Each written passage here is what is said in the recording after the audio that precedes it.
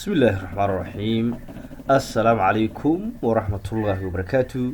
kusoo dhawaada macadka caalin technology institute oo laga barto culumta ICT-ga iyo luqadda Englishka oo ku baxa luqadda Soomaali. Caalin technology wuxuu markii hore ahaa qaybta wax ku bixi jiray online-ka. insha Allah waxaa imika aan sameynaa kala qayb regular ah oo insha Allah ayaan dhignaa. insha Allah maanta waxaan qaadan doonaa haddii la ka dhigo qaabka loogu duubo iyo loogu shubo Ubuntu server iyo waxaan leeyahay afwan Ubuntu desktop ayaan maanta sameyn doonaa haddii la ka dhigo. marka wuxuu yahay isla eegi doonaa Ubuntu desktop. Ubuntu waa nooc ka mid ah noocyada Linux-ka. marka distribution-kani waxa weeye qayb desktop uu leeyahay qayb server. marka qaybtiisa haddii la ka dhigo desktop isla eegi doonaa maanta. waxa oo nooc ka mid ah operating system-yada company-gan loo yaqaan Canonical ayaa developer sameeyay waana open source waa free. marka waddo farmada laga isticmaalaa isagoo computer caadina waa lagu shubaa as virtual waa lagu shubaa. marka inta labadan waa xoog inta bas barbariyaaca desktop-ka iyo Ubuntu waxay kala duwan yihiin. marka labadan farqi u dhexeeya waxa weeye midna waa graphic user interface midna haddii la ka dhigo waa server interface waa command line interface. waxaa kaloo jira farqi u dhexeeya waa kan waa the main difference in Ubuntu desktop and Ubuntu server is the desktop environment. waa qaybta environment-ga ama interface-ka u dhaxaysa. while Ubuntu desktop include a graphic user interface waa GUI desktop-ku qaybta kalena waa CLI. farqi kale u dhexeeya waxa weeyaan qaybta desktop-ku isticmaala programmada caadiga ah Windows-ku isticmaala iyo multimedia programmada multimedia oo browsing-ka application-ka office program-ka intaas oo dhan. waxaa kaloo Ubuntu server haddii ilaahay ka dhigo isaguna wuxuu leeyahay focus-ka saaraya wuxuu leeyahay email servers, file server, web server, SMB server intaas oo server haddii la ka dhigo insha Allah. marka qaybtaasina waa qayb server-ka isaguna application-ada programmadaas haddii la ka dhigo isticmaala. waxaan maanta ku shubi doonaa marka Ubuntu desktop ayaan ku shubi doonaa. marka koobaad waxaan download ku sameyn doonaa Ubuntu server Ubuntu afwan desktop. marka halka waxaan ku qori doonaa Google baynu leenahay. Google marka soo qorno halka waxaan ku qori doonaa Ubuntu desktop download baan leeyahay enter baan leeyahay ama Ubuntu download baa iska okay. marka Ubuntu download desktop ku dhufo marka waxaa soo dhigay ubuntu.com marka waa secure marka ka hoos ku hubso waxaan leenahay qaybta download iska ku dhufanaya ama halkan baa ka dooran karaa way soo tagaysaa baan ku dhufto okay. waxaan ku dhufan doonaa Ubuntu desktop deedna waxaan ku dhufan doonaa download. marka wuxuu ku sheegi doonaa requirement-ka computer-ka uu recommended-ka system-kaasi ama computer-kaasi waxyaabaha looga baahan inuu yeesho. waxaa looga baahan inuu koray 2 yahay 2 gigahertz xawaarihiisu yahay 4 GB RAM leeyahay 25 hard drive leeyahay. waxaa leeyahay download halkan waxaan bilaabi doonaa haddii IDM kugu jiro haddii la ka dhigo marka uu ku soo qaban doona insha Allah. marka imka intana haddii la ka dhigo dhamaan doonta intaas kadibna deedna uu inoo dhamaan doona haddii la ka dhigo. haddii anigu ugu jira waxaan sameyn doonaa iska boost gareynaya. waxaan u baahanahay haddaba waxaan ku shubi doonaa haddii la ka dhigo VMware baan ku duubi doonaa. ka VMware baan soo kicin doonaa kaasaan doonayna inaan ku duubno haddii ilaahay ka dhigo. marka waxaan soo ballaarin doonaa halkan tagaya horaan ugu shubay laakiin markaan ku celin doonaa waxba ma laha. waxaan leenahay create a new visual machine baan ku dhufanayaa. waxaan ka dooran doonaa custom next baan leeyahay. halkan waxaan ka dooran doonaa nooca u dambeeya 15.8 baan hadda ugu dambeeya next baan leeyahay. I will install the operating system ayaan ka dooran doonaa next baan leeyahay. Linux baan dooran doonaa Ubuntu desktop oo 64 bit ayaan dooran doonaa next baan leeyahay. halka waxaan u bixin doonaa haddii la ka dhigo Ubuntu desktop baan u bixinayaa insha Allah. marka magacaan hore u jirin baan bixin doonaa. halkaana waa location lagu duubay waxaan leeyahay okay agree baan leeyahay. number of processors-ka waa well waxaan leeyahay next.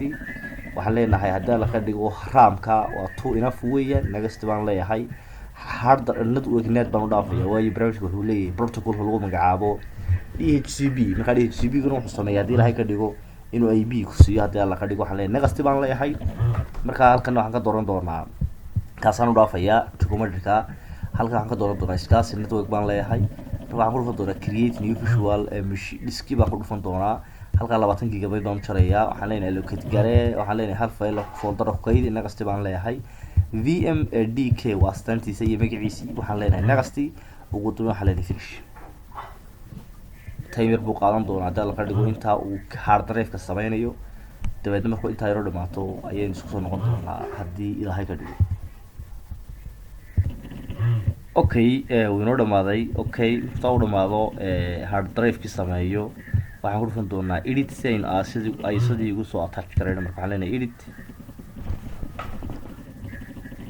waxaan tegi doonaa markaa cd dvd. waxaan tegi doonaa use iso. waxaan leenahay browse.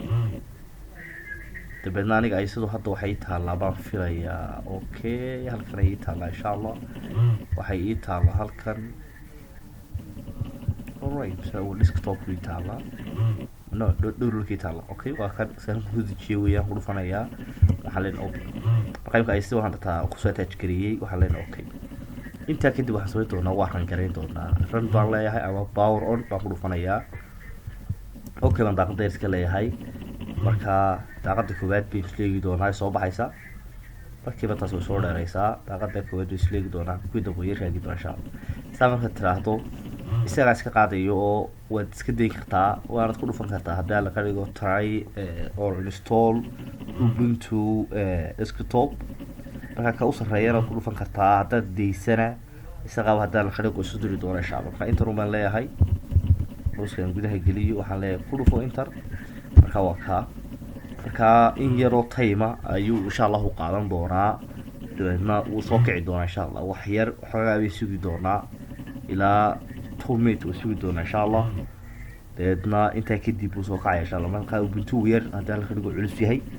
marka in yar baynu qaadan doonaa. waa kaan imka dib loo soo kacayo ka astaantaas uu leeyahay. astaanta hadii la ka dhigo ubuntu waa astaanta. marka in door uu intan haysanaya. in door ayuu intan haysanaya. marka almost 3 minutes 4 minutes 5 minutes marka qaar. marka insha Allah way sugi doonaa inta uu daaqad kala keenayo ama option kale na siinayo. way yar sugi doonaa insha Allah. okay okay hadda wuu inoo dhamaaday 10 minutes kadib insha Allah waa ka inoo dhamaaday. waxaan halkaa ka dooran doonaa markaa language-ka luqadda. marka luqadda markaad joogto ayaad luqadda markaad doonaysa dooranaysaa. luqadda madaxaysiisa ku jira markaa taad markaad doonaysa ma dooranaysa xalayna English. hadda waxaan ku dhufan doonaa install ubuntu baan leeyahay. marka halkan waxaa taa dhibco yar baad ku aragtaa kaa koowaad hadda kala buuxinay. halkan waa keyboardkaagii iyo suudhig bay keyboardkaagu layout-kaaga waa USD. waxaan leenahay waa hadii la ka dhigo English. intaa markaan doorano waxaan qaataa normal installation bay tigto saarantahay way diin doonaa. marka normalkaas waxa weeyaan si caadi ugu shub. halkan waxa weeyaan feature badan baa ka maqan. marka kaas application badan buu wataa.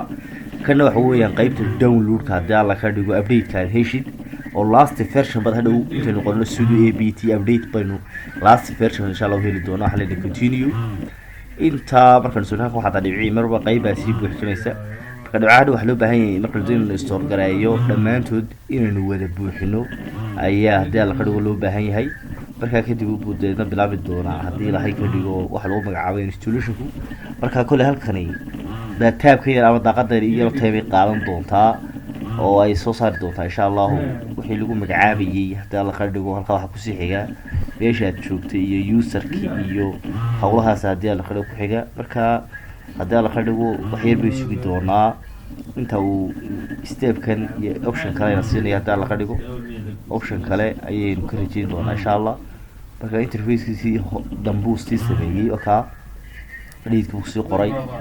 interface-kii uu sii sameeyay. marka intana daaqadana hadda waan gudbinayaa oo ka ay gudbiyay. okay saa markii loo gudbiyo waxaan ku dhufan doonaa halka hata erase diski in hard disk la nadiifiyo deedna lagu shubo ubuntu. marka hard disk waa 20 GB aan u jarnay. waxaan markaa leenahay install hadda ku shub. marka install no marka wuxuu oran doonaa miyaad format ku sameyn doontaa hard disk. marka waxaan leenahay format baa lagu sameeyay continue ka soco. marka format waa lagu sameeyaa hadii ilaahay ka dhigo. marka format hadii la ka dhigo insha Allah lagu sameeyo doontaa installation-ka bilaabka. marka halka waxa ku sii xiga uun laba option oo kale baa inoo haray. option-ka waxa weeye waa user name-kii in user-kii sameeyay password-kiisa lagu soo galiyay iyo meesha joogto. marka meesha joogto waa tan qaybka Muqdisho baan deey meesha deey noo asayn karaysa wax kale ma asayn karaysna. waxaan leenahay continue ka soco wadanka.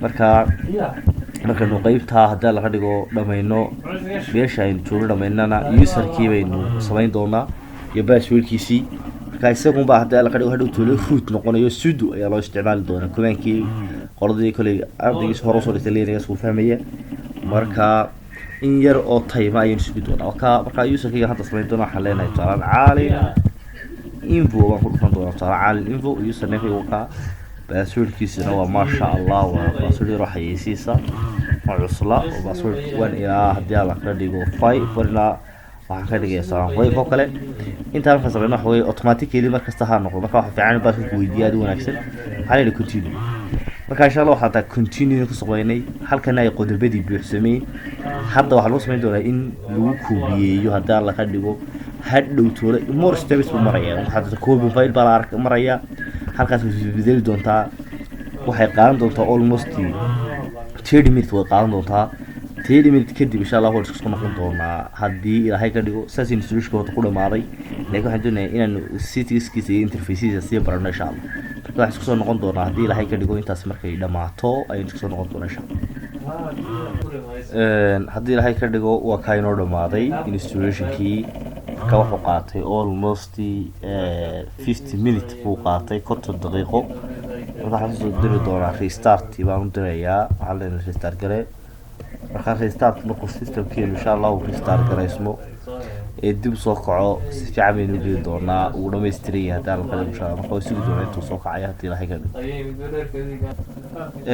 okay waxay noo dhamaaday marka insha Allah waxaan samayn doonaa userka kala duwan caalin info ee aynu haddii la qalo insha Allah u sameynay idin waxaan gelin doonaa passwordkii oo ahaa 1 ilaa haddii la ka dhigo 5 interval ka leeyahay kalori yar buu sameeyaa oo ka haddii la qalo gudihii galay marka way sugi doonaa bas aynu aragno haddii alla ka dhigo interfacekiisa aynu aragno bal waan sugi doonaa haddii alla ka dhigo inta uu soo kacayo insha Allah yar buu qaadan doontaa marka yar time ku yar badan oo dinta hore installationka xogaa time markasta qaadanaya markaas sabirka inaad aad u xoojisaa waa muhiim haddii alla ka dhigo kullen qayb ku dhamaaday sharaxaadiisa qaas insha Allah ku soo wadi doonaa waxaad activities ka shaqeynayaan waxaad aragtaa haddii ilaahay ka dhigo application halkan saaran waxa uu uga baahan skip iska leeyahay waxaan nagasta iska leeyahay okay nagasta waan leeyahay waxaan tusayaa bal interfacekiisa guud baan yar waxay ka tusayaa waxaad aragtaa halkan